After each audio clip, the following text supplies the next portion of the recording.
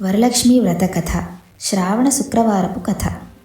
ఒకనాడు పరమేశ్వరుడు కైలాసగిరియందు సకల మునిగణ సంసేవితుండయ్యున్న సమయమున పార్వతీదేవి సవినయముగా, ప్రాణేశ్వర, స్త్రీలు సకలైశ్వర్య సంపూర్ణులై యుండుటకు నాచరింపదగిన వ్రతమేదియో సెలవీయు అని కోరెను.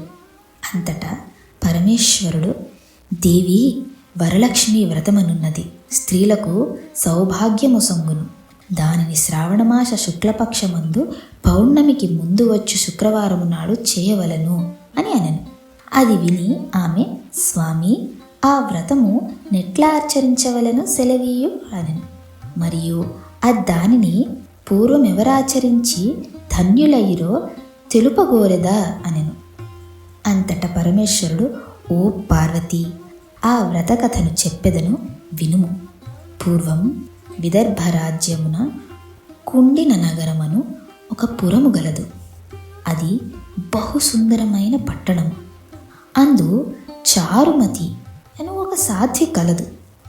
ఆమె సద్గుణములకు మెచ్చి ఆదిలక్ష్మి ఒకనాడు ఆమెకు స్వప్నమున ప్రత్యక్షమై ఆమెతో, చారుమతి, నీ సద్గుణములకు మెచ్చి తిని నీకు వలయు వరముల నొసంగ తలంపు నాకు కలిగెను.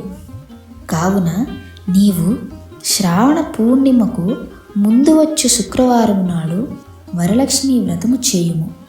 అప్పుడు నీవు కోరిన కోర్కెలు తీర్చెదా అని చెప్పి మాయమయ్యను. వెంటనే ఆమె మేల్కాంచి తన స్వప్న వృత్తాంతమును సవిస్తరముగా భర్తకు నివేదింప నాతడు మిగుల సంతోషించి ఆమె నా వ్రతము చేయుటకు ప్రోత్సహించను. ఆ స్వప్న వృత్తాంతమును తెలిసిన పట్టణ స్త్రీలు శ్రావణ మాసము కొరకెదురు చూచుచుండిరి. అంతలో శ్రావణ మాసము వచ్చెను. అంతటా చారుమతి వారందరితోనూ కలిసి నిర్ణీత దినమున స్నానమునాచరించి ఒకచోట ఆవు పేడతో నలికి బియ్యముతో మండపమేర్పరిచి అందు వరలక్ష్మీదేవి ఆవాహనము చేసి సాయంత్రమైన తరువాత అధిక భక్తితో లక్ష్మీం క్షీర సముద్ర రాజతనయాం శ్రీరంగధామేశ్వరీం దాసీభూత సమస్త దేవవనితాం లోకైక దీపాంకురాం శ్రీమన్మంద కటాక్ష లబ్ధ విభవత్ బ్రహ్మేంద్ర గంగాధరాం త్వాం త్రైలోక్య కుటుంబినీం సరసిజాం వందే ముకుంద ప్రియాం అని స్తుతించి 9 పోగులు గల తోరమును కుడి చేతికి గట్టుకొని యథాశక్తిని లక్ష్మీదేవికి వివిధ ఫల భక్ష్య పానీయ పాయసాదులు నైవేద్యముగా సమర్పించి ఒక ప్రదక్షిణము చేయుసరికి గల్లు గల్లను ధ్వని వినిపించుటచే వారు క్రిందికి చూడగా వారి కాళ్లకు గజ్జెలు, అందెలు మున్నగు ఆభరణములు కనిపించెను.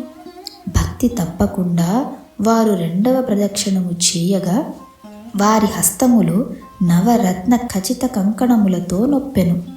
3వ ప్రదక్షిణము చేసినంతనే వారి ఇండ్లు సకల సంపత్ సమృద్ధములయ్యను. పిమ్మట చారుమతి వ్రతము చేయించిన బ్రాహ్మణులకు యథావిధిగా యథాశక్తిని దక్షిణ తాంబూలములను సంగి సంతుష్టుల చేసి పిమ్మట వ్రత ప్రసాదమును బంధుమిత్రాదులకు పెట్టి తాను భుజించి సుఖముగా నుండెను. లోకోపకారముగా నిట్టి వ్రతమును జయించినందులకు పౌరులందరామెను వేనోళ్ల పొగిడిరి. నాటి నుండి స్త్రీలందరూ నా వ్రతమును ప్రతి సంవత్సరమును చేయుచుండిరి. ఈ వ్రతమును అన్ని వర్ణముల వారును చేయవచ్చును. ఈ వ్రతాచారణ వలన వరలక్ష్మి ప్రసాదము కలిగి సకల కార్యములందును విషయము చేకూరు అని శివుడు పార్వతికి చెప్పెను.